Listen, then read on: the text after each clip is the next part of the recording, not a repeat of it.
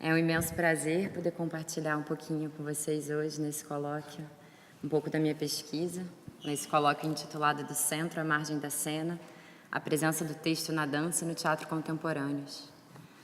Eu faço questão de reler o título do colóquio, justamente porque eu gostaria de abrir a minha fala chamando a atenção para a proposição dinâmica que ele contém. Uma dinâmica que, ao meu ver, pretende movimentar os fluxos entre o centro e a margem, reorganizando as espacialidades e problematizando, assim, o protagonismo do texto nos contextos da dança e do teatro.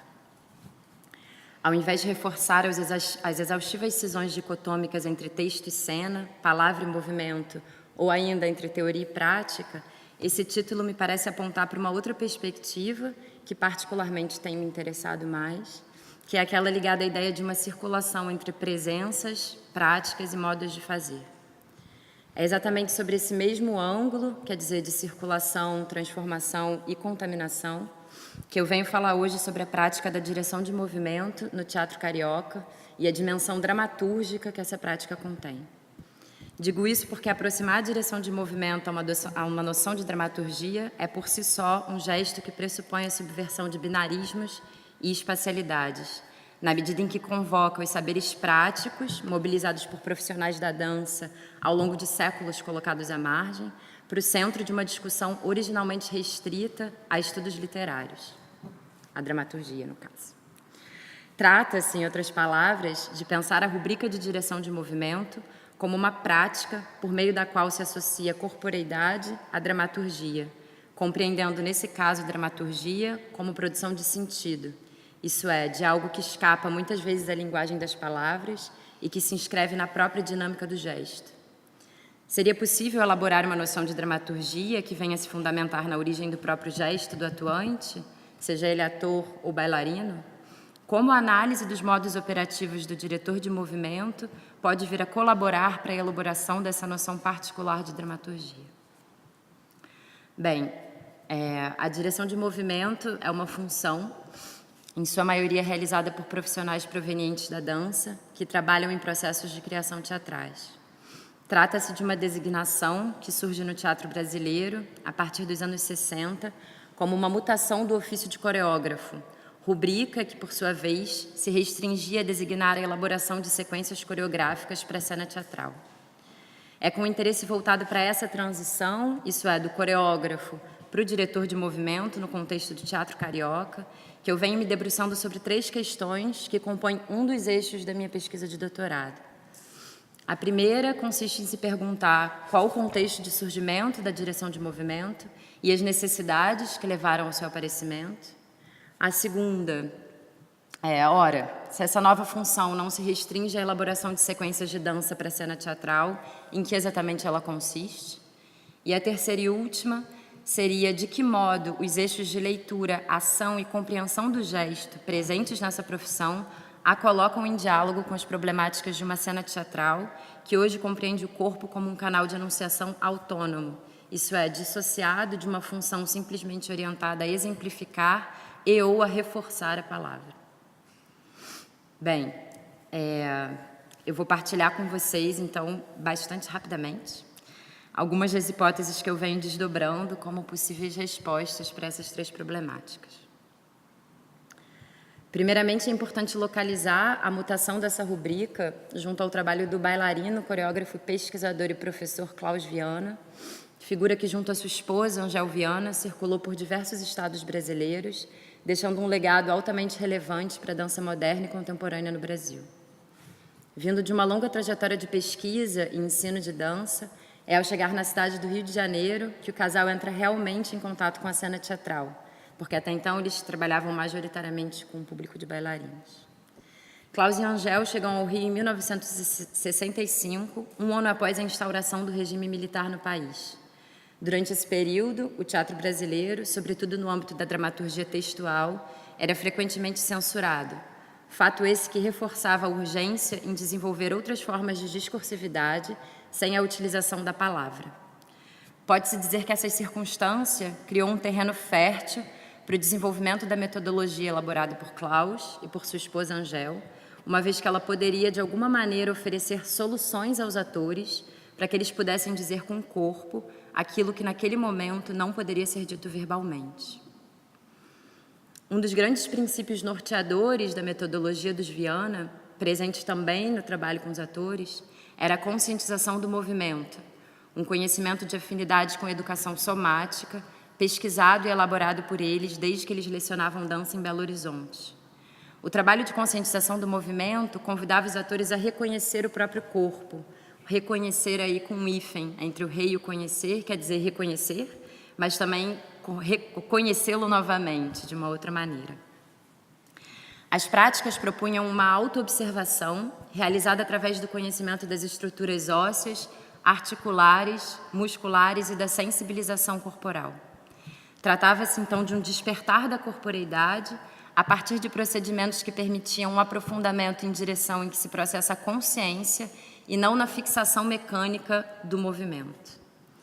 Esse trabalho ajudava os atores a reconhecerem a proximidade entre a ação que eles realizavam em cena e suas próprias percepções corporais, o que colaborou para a diluição das fronteiras entre dentro e fora, entre espaço do corpo e espaço do mundo, experiências absolutamente importantes para artistas da cena que viviam sob uma violenta ditadura militar.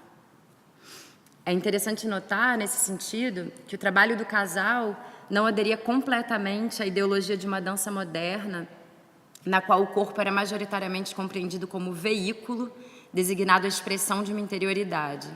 A especificidade da metodologia dos Viana, e o que a torna, ao meu ver, extremamente contemporânea, estava justamente no fato de convocar o corpo como entidade relacional, capaz de estimular organizações perceptivas diversas, potencializadoras de novas relações entre o espaço do corpo e o espaço do mundo.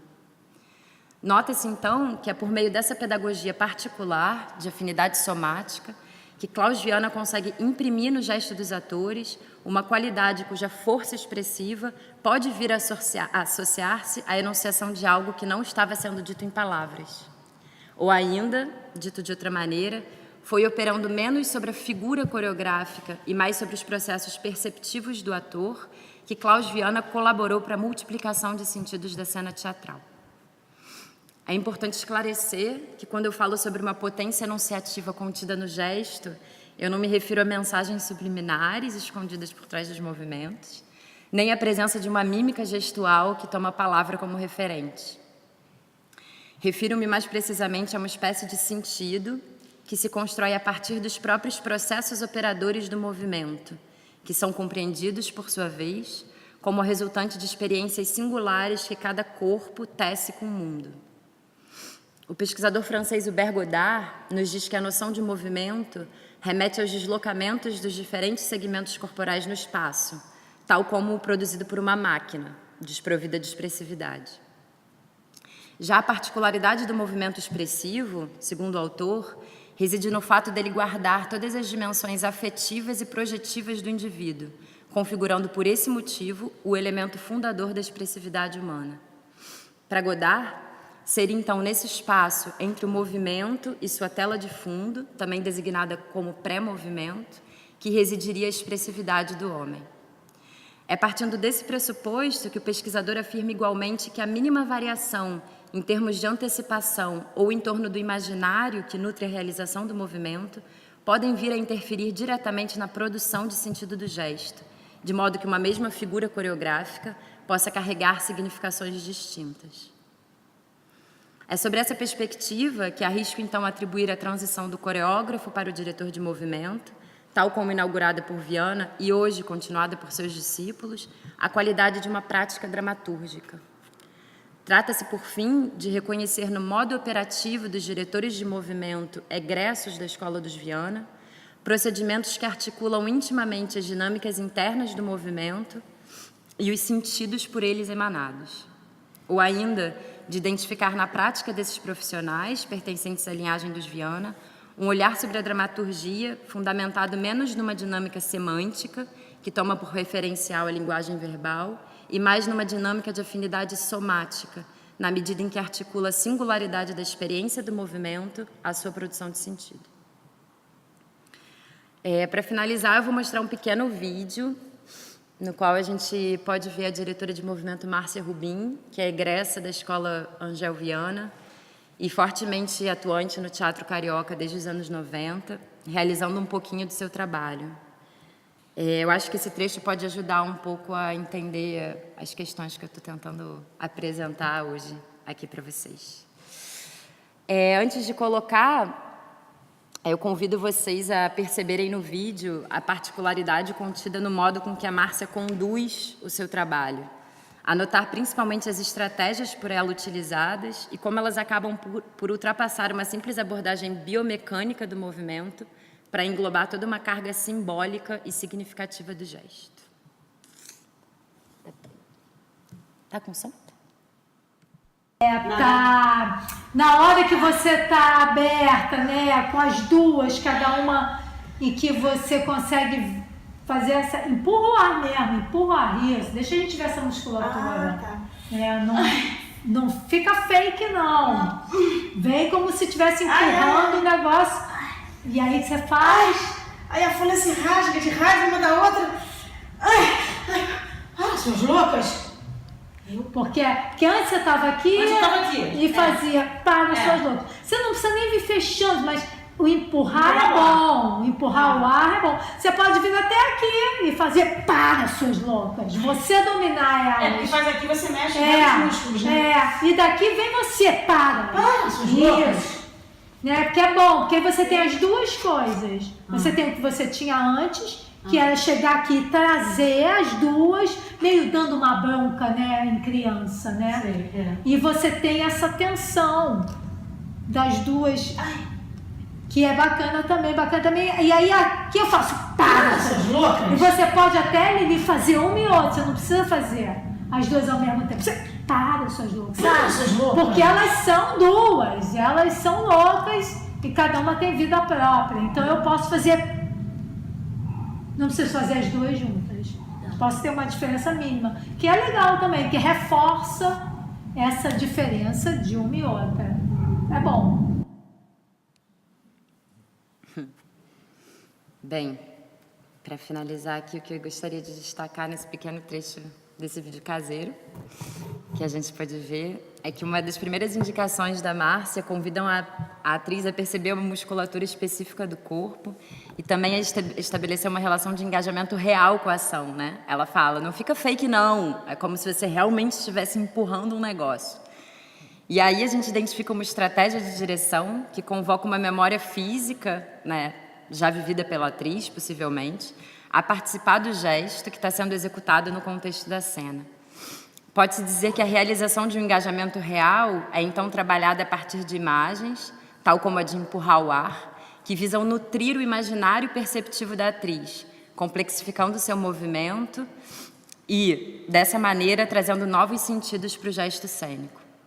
No exemplo visto, é a qualidade de empurrar o ar que pode vir a gerar o sentido de dominação, o que convoca antes uma dimensão proprioceptiva da ação, para só em seguida articulá-la a uma rede semântica presente no texto.